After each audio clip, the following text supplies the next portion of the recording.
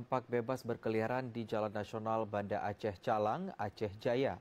Kondisi tersebut membuat para pengendara terancam keselamatannya.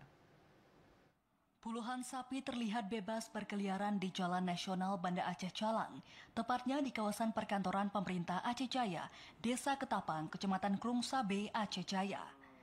Keberadaan kawanan sapi ini terus menjadi ancaman bagi keselamatan pengguna jalan.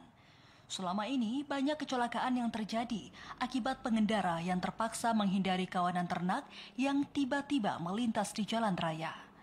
Salah seorang pengendara, Basiron, mengatakan selama ini pihak petugas dari Satpol PP Aceh Jaya sudah sering melakukan penangkapan ternak warga yang berkeliaran di jalan raya.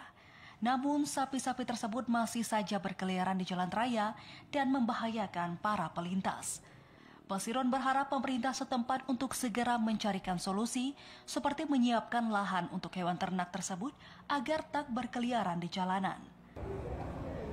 Ternak itu memang sangat mengganggu lalu lintas. Untuk yang pertama lintas Banda Aceh Labuh yang melintasi kawasan Aceh Jaya, tapi harapan masyarakat Aceh Jaya pengguna jalan nasional ke depan pemerintah Aceh Jaya harus menyiapkan lahan untuk pengembala sapi supaya untuk menghindar hal-hal yang tidak diinginkan di jalan raya. Itulah tugas pemerintah untuk menertibkan peternak sapi untuk usahanya harus dikandangkan ataupun disiapkan lahan sesuai dengan kebutuhan ternak sapi. Warga juga mendesak pemerintah setempat untuk segera merumuskan kebijakan yang memberikan efek jera seperti denda berat atau penyitaan ternak agar pemilik tidak lagi melepas hewan peliharaannya di jalan raya. Dari Aceh Jaya, Musliadi, TVRI Aceh melaporkan.